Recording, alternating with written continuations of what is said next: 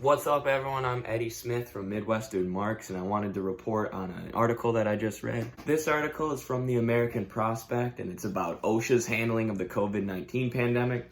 So the article tells the story of workers at the Maid-Rite Meatpacking Company, and these workers felt like their employer wasn't following proper protocol for COVID-19. They felt like there wasn't enough social distancing, they weren't having to wear face masks, and they just felt like their workplace was all around unsafe. So what they did is they filed a report to OSHA. So they call up OSHA and they say, hey, we're risking our lives every single day at work. We're not being compensated extra for this. Please come investigate. OSHA ignored them, all right? And OSHA has suffered a lot of cuts under Trump. Trump has deregulated the economy to the extent that it was regulated under Obama, cutting back on things like OSHA, whose sole job is to protect workers' safety in the workplace. So obviously vitally important during a pandemic, and these are the kind of organizations who are the first to get cut, right? Because it's expensive to do OSHA inspections, and the ruling class in America does not care about the safety of workers. So they're just gonna, when they wanna make cuts, OSHA's gonna be the first to go. So anyways, eventually the Maid-Rite meatpacking workers filed a lawsuit against their company, and then OSHA finally had to come do an inspection. And when OSHA does these inspections, they're supposed to come unannounced, right? So if your employer is violating workplace safety guidelines, and OSHA is going to come do an inspection, if you announce that you're coming, your workplace can make some quick changes, get everything checked off on the inspection, OSHA leaves, you go back to normal. And that's exactly what happened at the Maid-Rite Meatpacking Company. So OSHA calls them, like they're not supposed to do, a day in advance before the inspection. So the workers say the company has them pull face shields down over their faces, has them social distance, do all these things for COVID. OSHA leaves, back to normal the next day.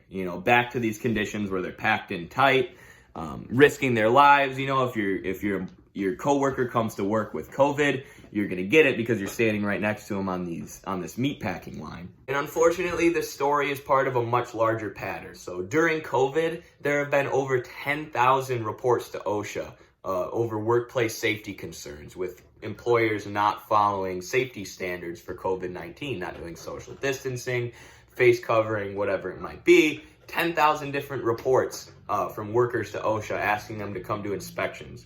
And of those 10,000 reports, 8,500 have been ignored, only 199 inspections have done, and 2 citations have been given against employers saying that they need to change their standards. So of 10,000 reports, OSHA has given 2 citations.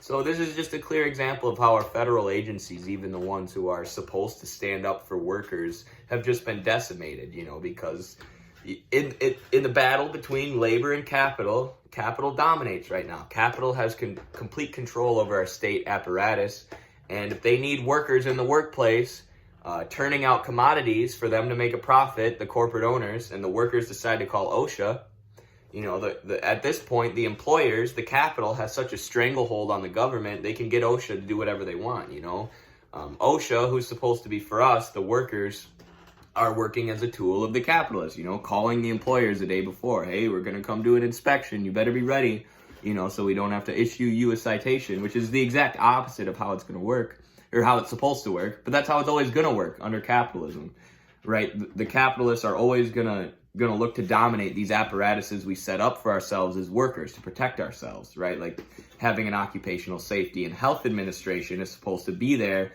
to put a check on capital, to make sure that workers aren't working in extremely dangerous conditions in order to produce maximum amount of profit, because we all know that's what the capitalists would have us do if they had free reign. So we set up this organization, OSHA, don't let them do that. But if the capitalists buy OSHA and the capitalists control OSHA, then what's the point of even having the organization? Which brings me to my last point. It's frustrating that I don't see anybody covering this, and I'm including people on the left here. I know we like to talk about theory, and I know we like to infight each other about different ideologies, and we like to talk about Marxism, and all that stuff is good, but this is an issue that's affecting real workers, all right?